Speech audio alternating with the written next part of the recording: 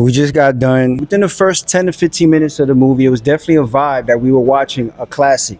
By the end, it was a consensus in the air that that was an instant classic. I think that was the best performance ever from Timothée Chalamet. Not only was his performance amazing, but the way that he played table tennis looked almost Fred Astaire-like. Almost like he was dancing. It was so graceful. So it was awesome that not only the music was phenomenal, the timing of when the music came in, especially at the end, even to have someone who's not an actor like Timothy O'Leary, even to have Tyler Creator, who this is their first time acting, was phenomenal. Even the extras in the background, even the Japanese people that were cheering on and the old Japanese, everybody's acting was on point. It was so phenomenal. So I kind of knew it before going into the movie that it was going to be a classic because of how hard he was going with the promotion. Like, I didn't even see him go that hard with Dune. I didn't see him go that hard with promoting Willy Wonka.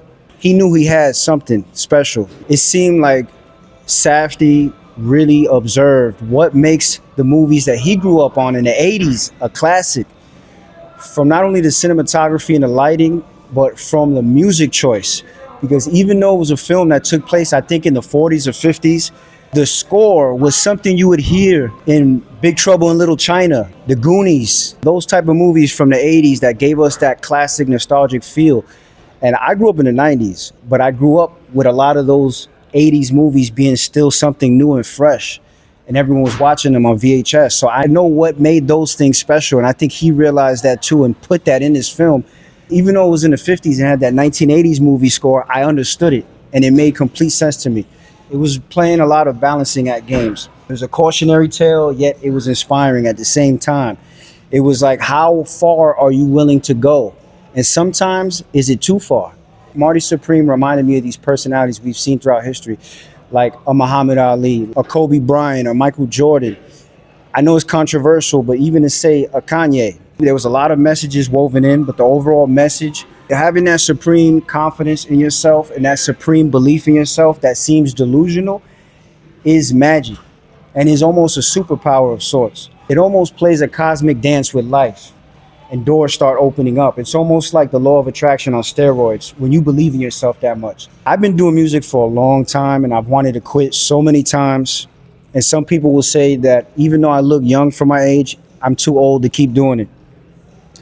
I went through hell and back with my personal life, with Crohn's disease. I almost died for the fourth time in 2024, not that long ago, from Crohn's disease, and needed surgeries, back-to-back emergency surgeries.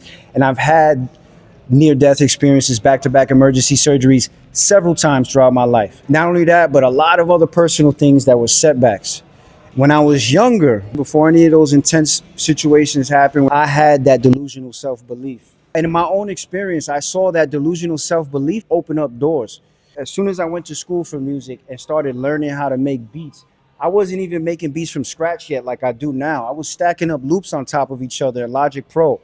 And when I went to Full Sail and learned how to do that on my own as I was going to Full Sail, I started having a group of dudes that already graduated wanting to put together my first album.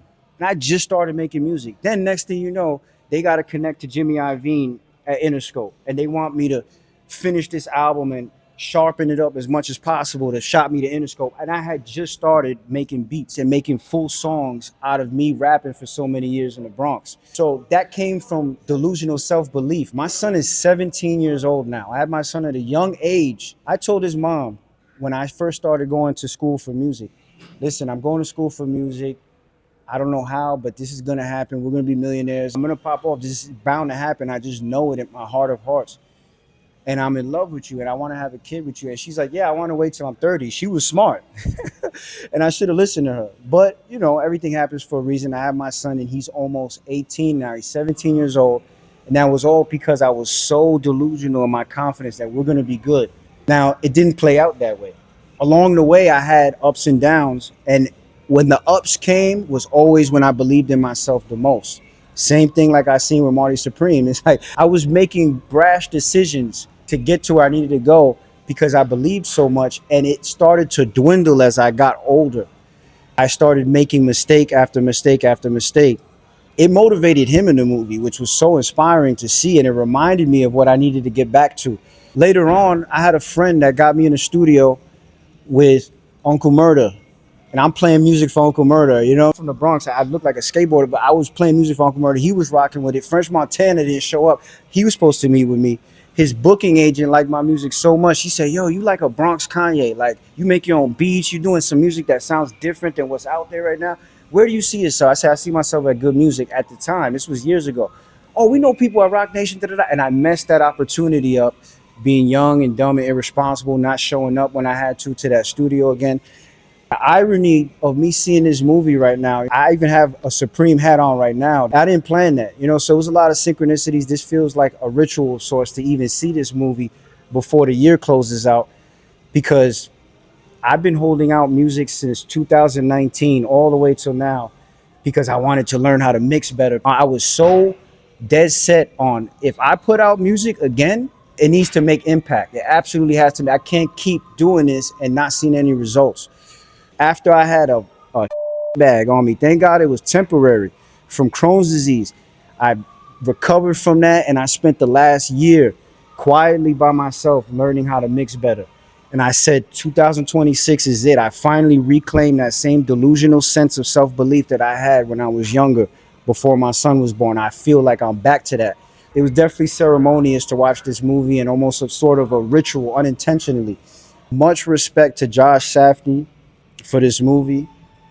Super inspiring, and yet a cautionary tale about how when you have that delusional self-belief, it's magic, but it also could teeter on the line of self-destruction.